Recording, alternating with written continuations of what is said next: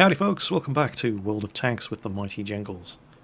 Today it's tank review time, and what I thought I was going to do today was revisit one of those tanks that has changed significantly since the first time I did a review of it, or perhaps the tank hasn't changed, but World of Tanks definitely has. And this is something that a lot of people have been asking for. Jingles, you haven't reviewed the Type 59 in over a year. You know, the game's changed. Can you go back and look at it again? And it's a good idea.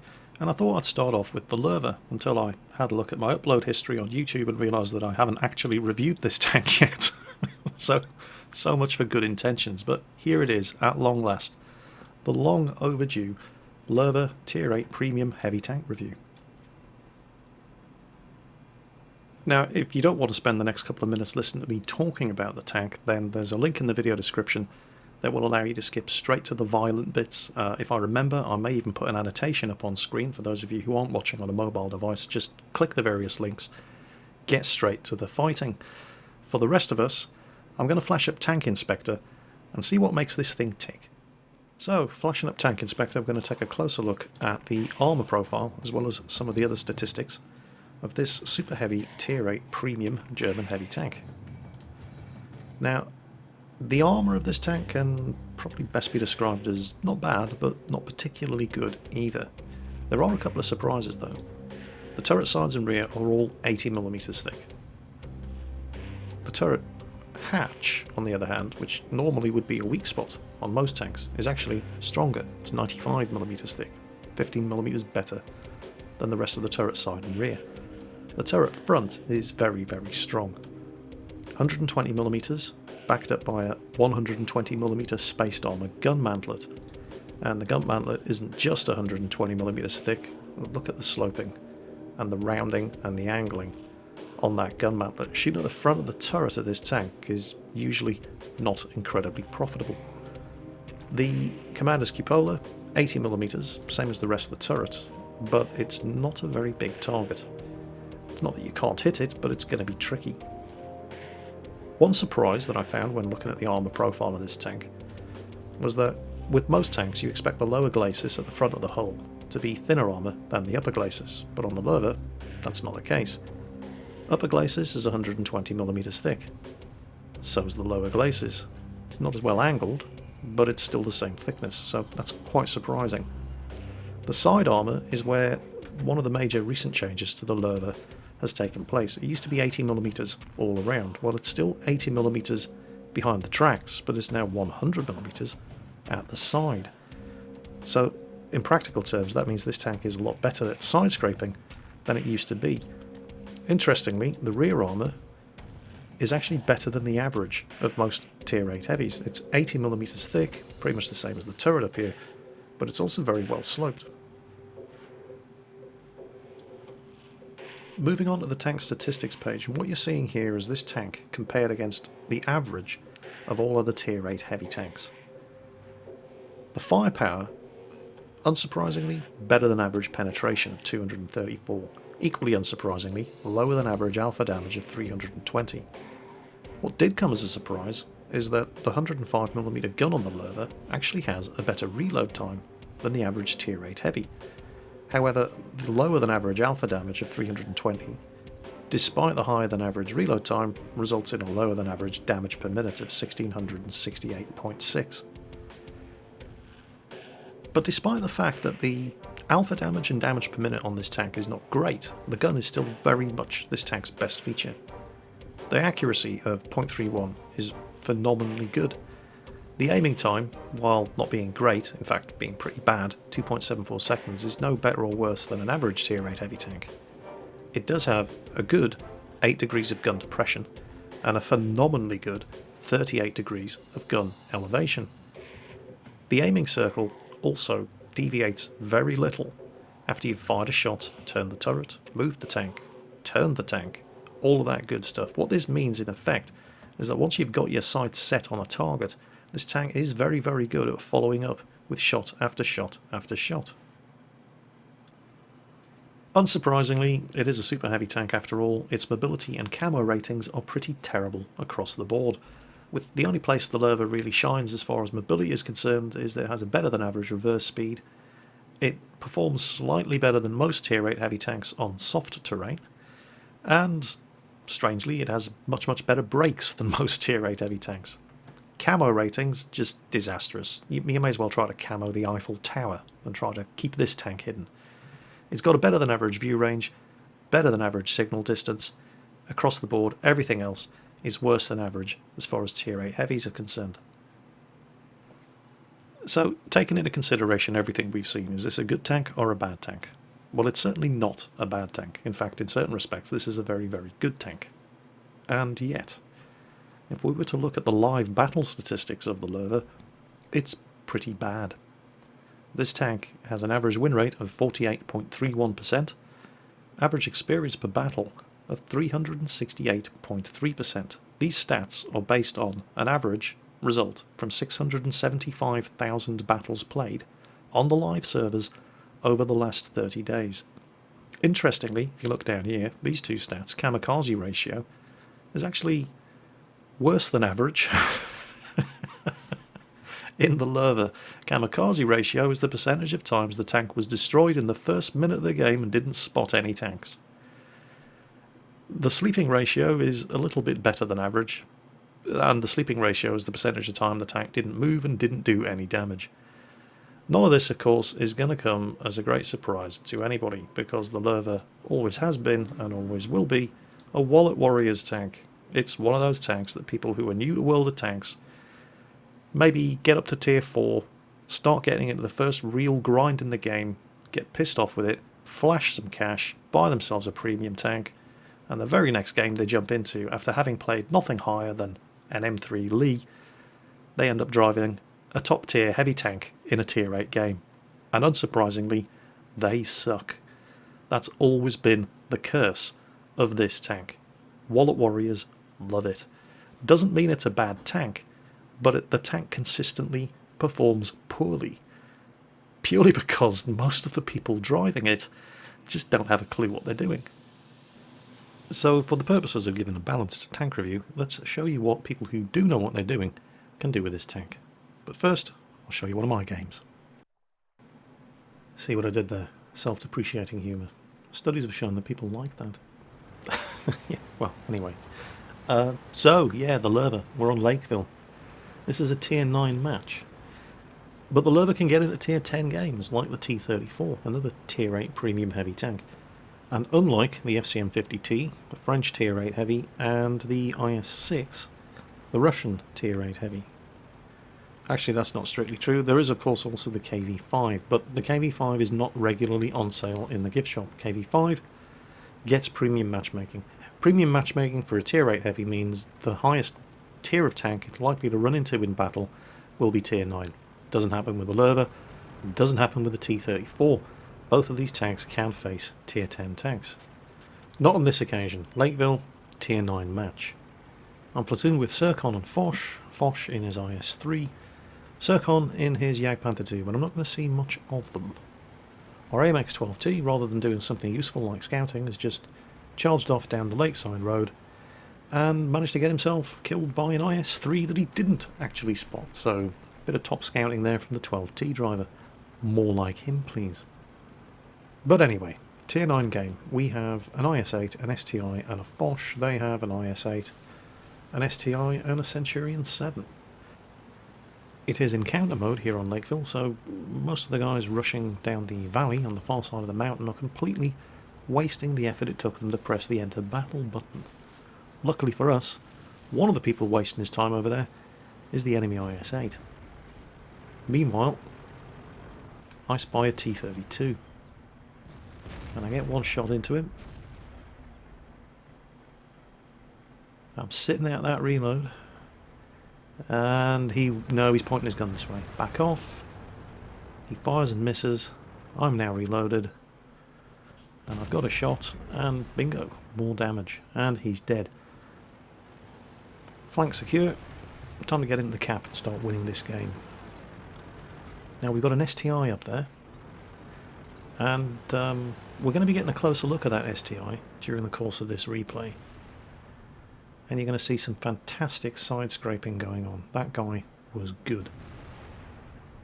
Now, there is an IS-3 around that corner to the right, and I don't just want to drive around this corner and get shot at by an IS-3. Our IS-8 has moved over, so with a little bit more firepower over on this side, now I am feeling more comfortable about advancing. And oh, hello. Hello, Mr. IS, and goodbye, Mr. IS. Okay, well, that's good news. Free damage is free damage. And just up ahead, and slightly to the right, is the side street. There he is. There's the IS-3. He's taking shots. It looks like he's shooting at the Type 59. He does not yet have a line of fire on me, and I donked that shot. You can see the IS-8 there. I really need to keep an eye on that IS-3. Yes, he is coming around. Now, 8 degrees of gun he fired, he missed. I've got 8 degrees of gun depression with the Löwe's 105mm gun. It is pretty good. But the IS-3 is not the only thing I have to worry about. There's an STI over there as well. Well, there's plenty of people down on the right side over there. I would just be getting stuck in a traffic jam if I went down there to join them, so I back right up. So I'm well out of line of fire of that IS-3. Instead, there's not many of us over this side, there's just this STI, so I'm driving up here to support him. They've got a Centurion 7.1 and an IS-2 at the other end of that road, but we've got Sir Foch, there he is, landing shots on them, at the other end of the road in his IS-3. He's holding them back and preventing this STI, and now me, from being outflanked. Now this STI is playing a textbook side-scraping game, so the one thing I must ensure I do not do here is block him. I cannot get in his way. Of course, the fact that he is side-scraping the corner means that I cannot side-scrape the corner, and I'm going to be a much more inviting target for that STI down there, but this guy needs backing up. It's not going incredibly well. There's only me, him, and Foch left over here. They've killed everybody else. So my number one priority now is keeping an eye on the flank, because sooner or later they're going to realise, and there goes that Borsig. Circumflexus puts a shot into him from the Jagdpanther 2, and I finish him off. I don't think so, Sonny Jim. Not today. Foch still putting a lot of effective fire into those guys at the other end of the road. There goes another shot. This STI is... He really doesn't need my help on this corner. He's totally got this. Textbook side-scraping here. And I've taken another hit from the STI at the other end. So the Löwe has a lot of health, but I really need to start being careful now. I can't afford to take too many more hits like that. And this is where the balance of the battle swings in our favour. STI on the corner finally kills the STI he was facing off against. IS-3 gets a bit desperate, tries to outflank. I put one into him, he fires and misses. Foch finishes him off. And we've pretty much got this. Move around, get them to split their fire. There's a Stuart Emil over there who dies before I get around the corner, and it's just us and the IS-3 now. And he bounces off my big fat German ass. Am I going to get the... Yeah, I'll get another shot.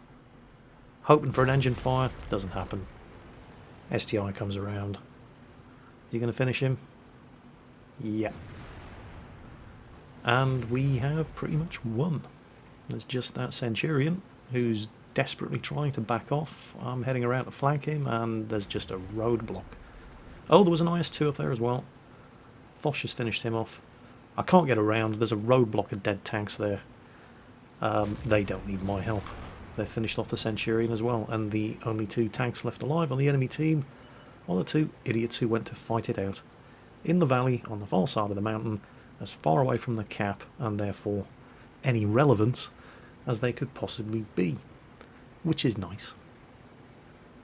The STI on our team, Duty Hero, he's pretty much decided, screw this, I've done enough for one game, I'm going to sit in the cap and farm some efficiency points, and I can't really begrudge him it, I think he's earned it.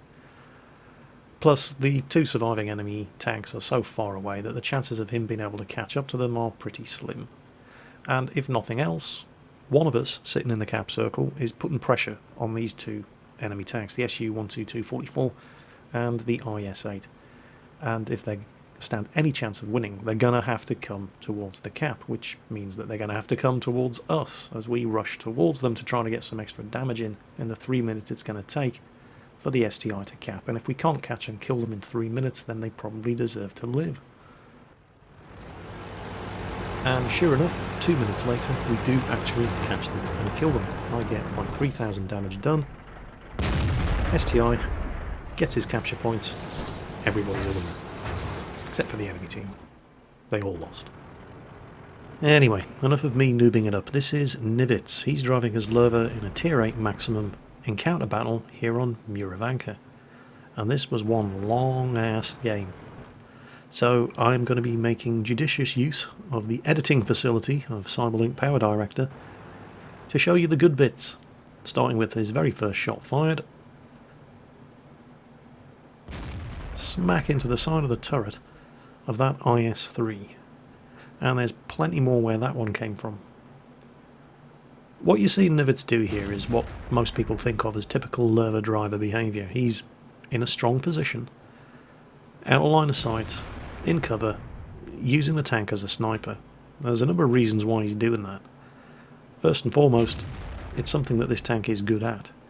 Secondly, nobody in his team seems to be any rush to push the cap. And as you're going to see as this game plays out, if nVidia had pushed ahead as a top tier heavy tank and occupied the cap circle, he would have probably died, and this game would have played out very, very differently. As things stand at the moment, he's not playing in a platoon. There is nobody on this team he can trust to have his back if he was to push up into that cap circle. And why take the risk? There's plenty of targets to shoot at. None of them know where he is. He has not been spotted. He's in good cover. He can keep firing the gun. He can keep doing damage. Make the move when the time is right. Right now, the time is not right. But Jingles, if he had pushed up into the cap, the team would have supported him. The only reason they're camping at the back is because, as a top tier heavy tank, he's not taking the lead. Yeah? You willing to bet your tank on that? Hands up everybody who has bet their tank on that in a random battle with random teammates and lost their tank. All of you? Yeah, I thought so. There's an AMX 5100 over there who thought that he would get some support from his team if he rushed the cap, and he's now on 64 health. Didn't work out too well for him, did it? They have not spotted all of the tanks on the enemy team that are covering that cap circle. And there are better ways of finding out than just driving into the cap circle and counting the number of hits that you take. And there's no need to do it. The cap is not under pressure at the moment. The enemy team are not trying to win by capping. They're doing fine at the moment just by shooting all the stupids. Speaking of stupids, there goes the Rheinmetall Borsig.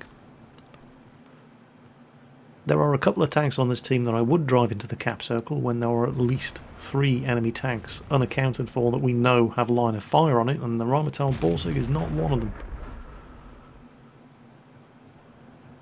So nVidia just doesn't panic, stays where he is. He hasn't been spotted, he's got targets to shoot at, and he keeps shooting at them.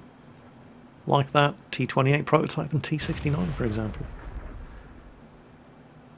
The two guys in the cap circle, well, they're not in the cap circle, they're in the low ground between the two ridges breasting the cap circle. They're spotted. He knows where they are. And they're not in a position to shoot at him. They can't come around the corner on one side because there's an IS. They can't come around the corner on the other side, or they can, but they'll be spotted by the Tiger.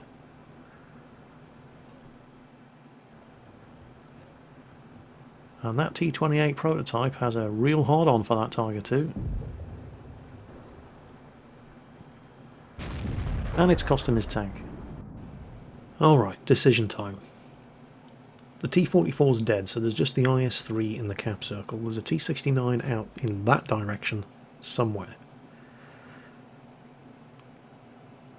Nothing to shoot at anymore. Enemy tank pops up, he's in the Magic Forest right over on the other side of the map, not an immediate threat. IS-3's in the cap circle, we know he's taken a couple of hits. This IS over on the left seems to be having itchy feet, so fine. If somebody else wants to push up in the cap circle, now is the time. There's the IS-3.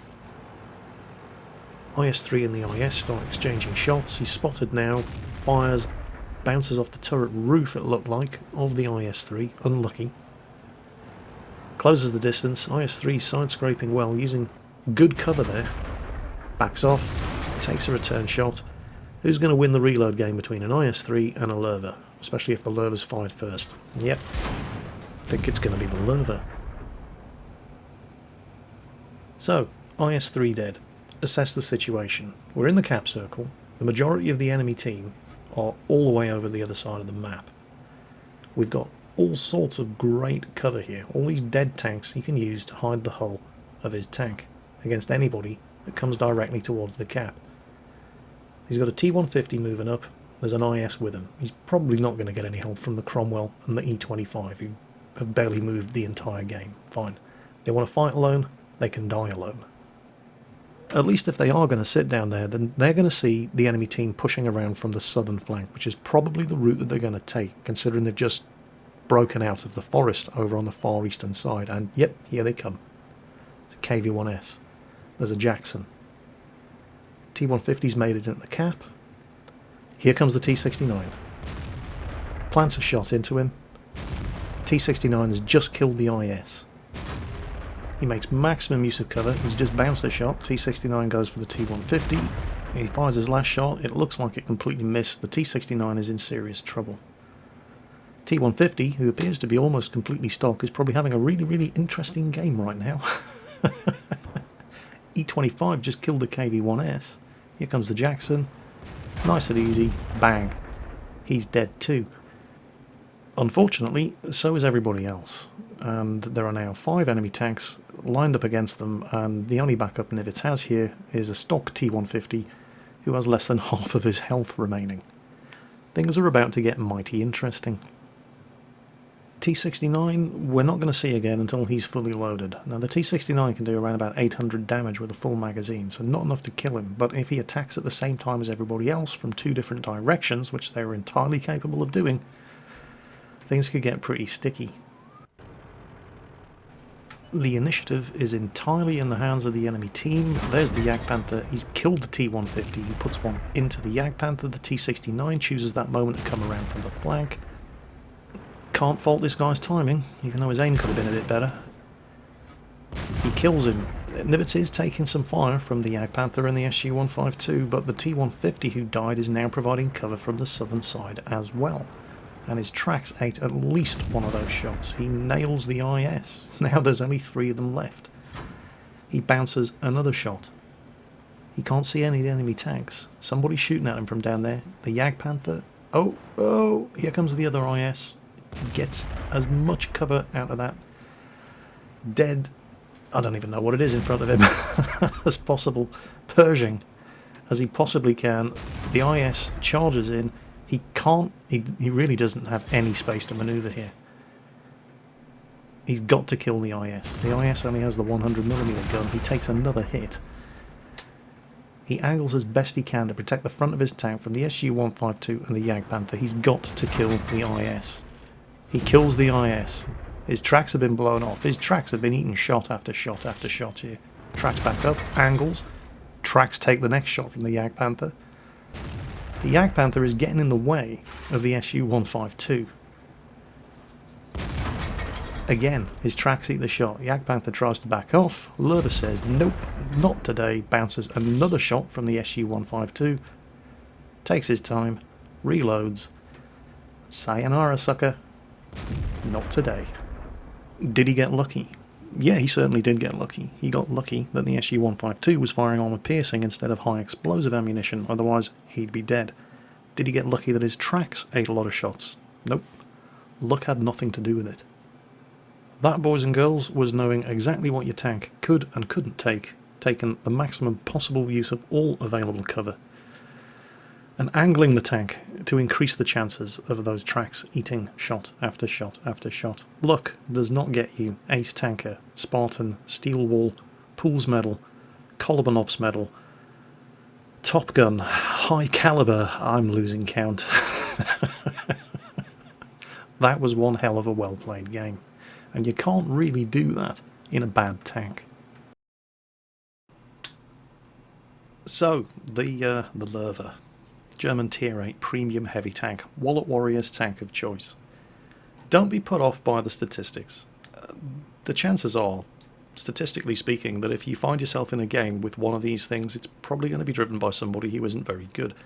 That doesn't mean it's a bad tank. It is a good tank. It compares very favourably in a lot of ways to most of the other Tier 8 heavies.